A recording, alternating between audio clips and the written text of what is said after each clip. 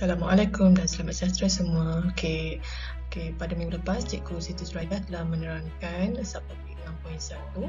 Pada hari ini, Cikgu akan menerangkan subtopik 6.2 iaitu sokongan pergerakan dan pertumbuhan. Diharap semua anak-anak murid Cikgu sihat dan bersedia. Subtopik 6.2 iaitu pergerakan dan pertumbuhan manusia. Apa yang murid-murid akan belajar dalam subtopik ini adalah yang pertama, murid-murid dapat menerangkan fungsi sendi dan otot dalam pergerakan. Macam mana pergerakan dalam badan manusia itu boleh berlaku. Ia merangkumi fungsi sendi dan otot. Yang kedua, murid dapat menjana idea tentang masalah berkaitan sendi dan otot dalam kehidupan seharian. Maksudnya, murid-murid dapat menerangkan atau mengetahui macam mana sendi dan sakit otot itu boleh berlaku. Apa punca dia. Ketiga, menerangkan pola pertumbuhan manusia. Pertumbuhan manusia ni ada berperingkat daripada baby, kanak-kanak, remaja dan hingga dewasa dan orang tua. Dan akhir sekali, murid dapat membanding dan membezakan antara pola pertumbuhan lelaki dan pola pertumbuhan perempuan. Pergerakan dan pertumbuhan manusia. Sistem rangka otot manusia boleh bergerak. Menggunakan rangka dan otot. Kalau kita tak ada rangka, tak ada otot, so manusia takkan boleh bergerak ya. Pengecutan dan pengenduran otot rangka akan menghasilkan pergerakan. Kalau otot ni mengecut dan mengendur, baru terhasilnya pergerakan. Otot rangka bertindak secara berpasangan dan berlawanan antara satu sama lain. Dia ada pasangan dia. Otot rangka ni dia ada pasangan dia. Setiap pasang otot yang bertindak secara berlawanan dikenali sebagai otot antagonis. Yang berlawanan ini kita panggil otot antagonis. Pergerakan otot-otot ini membuatkan manusia boleh berjalan, melompat, berlari, berenang, merangkak dan mengangkat barang. Sekiranya otot-otot ini tidak bergerak, maka semua pergerakan yang saya terangkan tadi, manusia tak boleh lakukan. Awak perhatikan dua gambar aja. Yang ini adalah gambar pergerakan antagonis otot semasa membengkok dan meluruskan tangan. Ini keadaan semasa membengkokkan tangan. Kalau diperhatikan, ada dua jenis otot. Otot bicep di atas, ini kita panggil otot bicep. Yang di bawah ni pula kita panggil otot tricep. So semasa membengkok lengan, otot bicep mengecut, manakala otot tricep mengendur. Itu membengkok lengan. Untuk semasa meluruskan lengan pula, keadaan otot berlawanan, di mana otot bicep yang di atas mengendur, tetapi otot tricep yang di bawah mengecut. Ini adalah dua keadaan antagonis otot semasa membengkok dan semasa meluruskan tangan. Kita tengok pula apa fungsi sendi dan otot dalam pergerakan. Kalau perhatikan gambar raja ni, banyak sendi-sendi dan otot-otot yang terdapat pada badan manusia. Apa itu sendi? Sendi ialah tempat pertemuan antara dua atau lebih tulang. Kalau kita tengok kat sini, banyak tulang-tulang dalam badan manusia. So, tempat pertemuan ni kita panggil sendi. Dekat lutut, dekat tangan. So, tempat pertemuan antara dua atau lebih tulang. Dekat ibu jari, dekat tapak tangan. So, tempat pertemuan dua atau lebih tulang. Sendi yang membenarkan anggota bergerak, kita panggil sendi bergerak. Yang membenarkan anggota bergerak, dipanggil sendi bergerak. Contoh dia, sendi engsel yang terdapat pada siku dekat tangan tu, tangan awak tu. Manakala sendi yang tidak bergerak, iaitu sendi yang tidak membenarkan bahagian anggota bergerak, dipanggil sendi tak bergerak. Di mana contohnya adalah pada sendi pada tengkorak atau kepala. Sebab kepala kita tak boleh berpusing 360 darjah. So dinamakan sendi tidak bergerak, yang menyebabkan anggota tidak bergerak. Gambar rajah bagi contoh sendi bergerak, iaitu sendi engsel nama dia. Yang dekat mana sendi engsel kita boleh tengok dekat siku. Ini kawasan siku.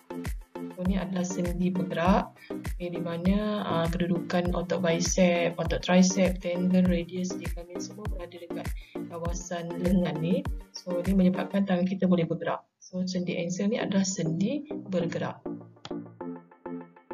Okey, kita tengok pula apa itu ligamen. Okey, ligamen ialah tisu penghubung yang liat, kenyal dan kuat yang menyambungkan dua tulang. Okey, dia ligamen ni dia tisu yang liat, kenyal dan kuat. Dia bukan tulang. Dia yang menyambungkan tulang tu. Kalau perhatikan dekat gambar rajah ni kawasan ligamen tu berada. Dia menyambungkan tulang. Dia lembut, kenyal dan kuat. Okay, sifat dia yang kuat kenyal ni, sifat ligamen kuat kenyal ni membuatkan ia dapat mengikat dan memaut tulang serta membenarkan pergerakan. Sebab tu kaki kita ni boleh melompat, berlari disebabkan ada ligamen ni yang mengikat tulang-tulang semasa pergerakan. Okay, kita tengok pula apa itu otot. Okey, otot ni merupakan adalah tisu sejenis tisu terdiri pada gentian yang selari antara satu sama lain. Gambar rajah otot lah. Dia sejenis tisu yang selari. Okay. Sel otot ni dia mempunyai mitokondria. Okay. Kalau tengok perhatikan dalam otot ni ada mitokondria, di mana fungsi mitokondria ni dia menjanakan tenaga semasa pengecutan dan pengenduran otot. So dalam otot ada mitokondria yang menjana tenaga semasa proses pengecutan dan pengenduran otot. Perhatikan ni adalah gambar rajah struktur lutut. Ni lutut. Okey, ni tulang antara dua lutut. Di antara dua tulang ni terdapat rawan. Antara tulang ni ada rawan. Apa fungsi rawan ni? Dia sebagai cushion dan pelindung terhadap sendi. Dia juga berfungsi untuk mengurangkan geseran. Kalau rawan ni haus, sebab tu lutut akan bergeser dan akan menyebabkan sakit lutut. Sakit lutut selalunya berlaku pada orang dewasa, orang tua. Sebab kenapa? Sebab rawan dia semakin haus. Okay, so geseran berlaku kat situ. Berlakulah sakit lutut. Cecair sinovial ni pula berfungsi melicinkan dan membekalkan nutrien kepada rawan. So, maksudnya rawan dan cecair ni bekerjasama antara satu sama lain. Cecair sinovial ni bertindak sebagai pelincir dalam sendi. Sekiranya cecair sinovial ni berkurangan, maka tiada pelincir, sebab tu mudah dapat penyakit sakit lutut. Tendon pula, tendon ialah tisu penghubung yang menyambungkan otot kepada tulang. Kat kawasan ni tendon. Tendon terdiri daripada gabungan gentian yang bersifat kuat, tidak kenyal. Daya pengecutan otot akan dipindahkan ke tulang melalui tendon ini. So ni adalah gambar rajah struktur lutut. Okey, sendi pada lutut. Ada 3 struktur lah. Ini adalah masalah berkaitan dengan sendi dan otot dalam kehidupan. Perhatikan ni gambar rajah orang sakit sendi atau sakit lutut. Kebalikan berlaku pada orang dewasa lah, orang tua. Antara masalah yang berkaitan adalah sendi dan otot disebabkan apa? Kecederaan pada sendi dan otot yang disebabkan oleh aktiviti fizikal. Aktiviti fizikal contoh buat jogging, berlari dan sakit lutut dalam kalangan warga tua. Kebanyakan kalau kita melakukan aktiviti lasak, so kita akan dapat penyakit ni pada usia kita dewasa atau warga tua. Pola pertumbuhan bagi manusia. Okey, kalau perhatikan kat sini ada gambar rajah di mana daripada baby, kanak-kanak, dewasa sehinggalah peringkat warga tua. Pertumbuhan manusia ni adalah satu proses berlaku di mana berlaku perubahan dari segi saiz, jumlah bilangan sel, berat, daripada kurus jadi gemuk, bentuk tubuh badan, fungsi badan, dan merupakan satu proses yang kekal dan ia tidak berbalik. So maksudnya kalau kita jadi baby lah, dia takkan patah balik pada masuk dalam perut ke apa kan. Kalau kita dah jadi tua, kita tak boleh patah balik jadi remaja. Sebab tu ia tidak berbalik. Kemudian pertumbuhan ni berlaku disebabkan pertambahan bilangan sel pada tubuh. Kalau tengok berbeza dia punya saiz, disebabkan apa? Disebabkan bilangan sel yang tumbuh pada tubuh. Sebab tu setiap fasa ni berbeza-beza. Pertumbuhan manusia berlaku pada seluruh badan dan berlainan mengikut jantina dan umur. Okey, maksudnya kalau lelaki pertumbuhannya berbeza berbanding pertumbuhan perempuan. So ada peringkat-peringkat pertumbuhan di mana lelaki pertumbuhannya lebih cepat. Ada masa pertumbuhan wanita ni ada lebih cepat berbanding lelaki. Dengan peringkat pertumbuhan manusia pada peringkat bayi baby, ini gambar rajah, ini gambar baby kan. Okay. Pada peringkat bayi ni kita bermula pada umur 0 hingga 3 tahun. Ini adalah peringkat bayi ya. Bayi lelaki dan perempuan pertumbuhannya sama. Maksudnya lelaki dan perempuan pada masa baby ni pertumbuhannya sama, tak cepat, tak lambat. Pada pertumbuhan bayi lelaki dan bayi perempuan sangat pesat, dia sangat berkembang pesat kerana pada peringkat ini bahagian sel berlaku dengan pesat sekali pada peringkat bayi. Kanak-kanak pula kanak-kanak selepas bayi adalah kanak-kanak. Okey, ni gambar kanak-kanak. Pada pertumbuhan tidak cepat. Maksudnya bayi lagi cepat, kanak-kanak tidak secepat bayi. Okey. Pada peringkat kanak-kanak, pada pertumbuhan untuk kanak-kanak lelaki ni lebih cepat berbanding kanak-kanak perempuan. So sebab tu kalau kita tengok budak-budak lelaki ni lebih tinggi kanak-kanak lelaki ni. So pertumbuhan kanak-kanak ni lagi cepat berbanding perempuan. So disebabkan pertumbuhannya lebih cepat, perkembangan lebih cepat, makanan yang seimbang diperlukan semasa peringkat ini disebabkan untuk menjamin pertumbuhan sel yang seimbang. Okey, oleh yang demikian pada peringkat kanak-kanak ni kita disarankan untuk berikan kanak-kanak ni dengan makanan yang seimbang, makanan yang berkhasiat. Pada peringkat remaja, peringkat awal sekarang ni, di mana umur peringkat remaja ni? Okey, awal remaja pada umur 13 hingga 15 tahun, iaitu lebih kurang pada sekolah menengah lah, tingkatan 1 hingga tingkatan 3. Kedua-dua jantina mengalami pertumbuhan pesat, maksudnya perempuan dan lelaki pertumbuhannya pesat. Okay, remaja lelaki dia akan mengalami pertumbuhan yang perlahan sebab masa kanak-kanak lelaki pertumbuhannya cepat. Untuk remaja pertumbuhannya jadi perlahan berbanding perempuan. Okay. Pada peringkat ini juga remaja perempuan kebiasaannya lebih tinggi sebabkan pertumbuhannya cepat. Untuk remaja perempuan ni kebiasaannya dia lebih tinggi berbanding remaja lelaki. Ini adalah peringkat remaja seterusnya. Okay, peringkat remaja pada umur 16 ke 18 tahun ni tingkatan 4 selepas dan habis sekolah menengah lah. Kepesatan pertumbuhannya akan berkurang. Pertumbuhannya akan mengalami pengurangan bagi remaja perempuan dan seterusnya akan berhenti. Maksudnya pada peringkat umur 16 ke 18 tahun pertumbuhan perempuan, remaja perempuan dia akan terhenti. Dan ini berbeza dengan remaja lelaki. Remaja lelaki pertumbuhannya akan terus berlaku sehingga daripada umur 18 hingga 20 tahun. Atas sebab ini remaja lelaki biasanya akan kelihatan lebih besar berbanding dengan remaja perempuan sebabkan pertumbuhannya yang sentiasa berjalan daripada umur 18 hingga ke 20 tahun. Kita tengok juga pula peringkat dewasa selepas remaja adalah peringkat dewasa. Peringkat dewasa, lelaki dewasa lebih tinggi berbanding perempuan. Okey, lelaki lebih tinggi berbanding perempuan. Ini sebabkan apa? Pertumbuhan lelaki lebih lama berbanding pertumbuhan perempuan. Sebab tu kulit lelaki kelihatan lebih tinggi berbanding perempuan. Peringkat dewasa ni kalau kita perhatikan, pertumbuhan manusia akan menjadi malar dan hampir sifar. Maksudnya keadaan pertumbuhan akan malar tetap pada peringkat dewasa.